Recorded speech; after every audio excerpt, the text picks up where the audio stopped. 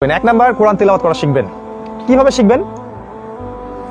আমার এই অল্প বয়সে যতটুকু আমি পড়াশোনা করেছি এবং করিয়েছি মানুষকে, আমার বিশ্বাস একজন ব্যক্তি যে আলিফ বা তা চিনে না, এর কোরআন পড়া শিখতে সর্বোচ্চ সময় লাগতে পারে 3 মাস, এর বেশি লাগার কথা না। একটা ব্যক্তি যে আলিফ বা তাসা কিছুই চেনে না, এরকম ব্যক্তি কোরআন তেলাওয়াত করা শিখতে পারবে মাত্র 3 মাস ইনশাল্লাহ। যদি আপনি সপ্তাহে 3 দিন করেও সময় দেন, 3টা মাস লেগে থাকেন, আপনি কোরআন তেলাওয়াত করা শিখতে পারবেন ইনশাল্লাহ। মসজিদে মক্তব চালু করতে পারেন, স্থানীয় মাদ্রাসায় আপনারা একটা ব্যাচ করতে পারেন। একজন আলেমকে, একজন উস্তাদের সাথে কথা বললেন, তার সাথে কন্ট্যাক্ট করলেন, 3 মাস কন্টিনিউয়াসলি আল্লাহর জন্যে, পরকালের জন্যে, আল্লাহর কালাম শেখার স্বার্থে একটু কষ্ট করলেন, পরিশ্রম করলেন, ওস্তাদকে সময় দিলেন, তার কথা মেনে চললেন, দেখবেন 3 মাস পর আপনি ইনশাআল্লাহ বিশুদ্ধ করে কোরআন তেলাওয়াত করতে পারবেন ইনশাআল্লাহ। এখানে শয়তান আপনাকে 3টা ধোঁকা দিবে, শোনেন, 3টা ধোঁকা আপনাকে শয়তান দিবে।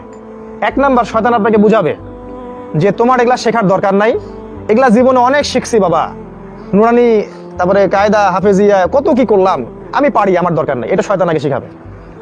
এখনই যদি ওস্তাদ আপনাকে ধরে সূরা ফাতিহা, দেখবেন 10টা ভুল বের করে ছেড়ে দিবে।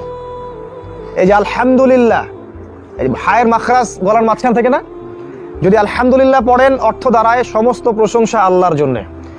যদি বলেন আলহামদুলিল্লাহ, এটা কোন হা? হায় হাওয়াজ।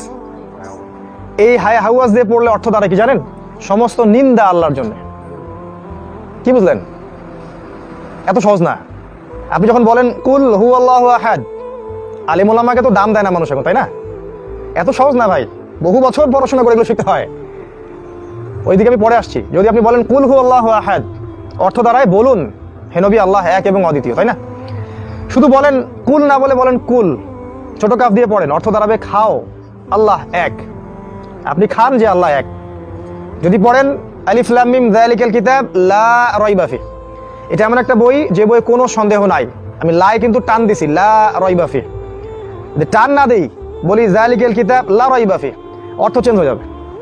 অর্থ হবে এটা এমন একটা বই যে বই অবশ্যই সন্দেহ আছে, এটা এমন একটা বই যে বই অবশ্যই সন্দেহ আছে। ইমান না কুফর? বুঝতেছেন না কথা? ইমান না কুফর? কুফর। যদি বলেন কুল ইয়া আইয়ুহাল কাফিরুন, হে কাফেররা, লা আ'বুদু মা তা'বুদুন, আমি তার ইবাদত করি না যার ইবাদত তোমরা করো, এটা তো ঈমান।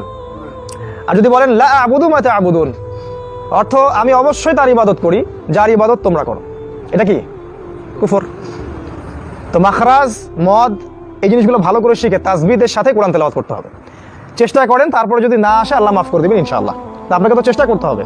সারা জীবন 10, 15, 20 বছর বিসিএস ক্যাডার হওয়ার জন্য মাথার ঘাম পায়ে ফেলে একদম একাকার করে ফেলালেন, আল্লাহর কালাম পড়ার সৌভাগ্য হলো না, এর মতো হতভাগা কোনো মানুষ হতে পারে পৃথিবীতে?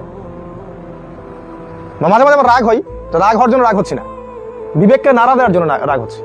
কষ্ট হয়, সারাটা জীবন 10,000 বই পড়লো, 10 লক্ষ টাকা খরচ করছে মনে করেন প্রতি সেমিস্টারে, বছর বছর, কত দূরে গিয়ে আছে, আবাসিক, খাবার কষ্ট, থাকার কষ্ট, সময়ের কষ্ট, রাত জেগে পড়ে, আল্লাহর কালাম পড়তে পারে না, মিসকিন, দিনের মিসকিন।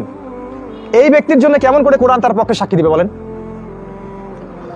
যদি আপনি বিশুদ্ধ করে কোরআন তেলাওয়াত করা শিখেন, তাহলে অনেক অনেক ফজিলত পাবেন।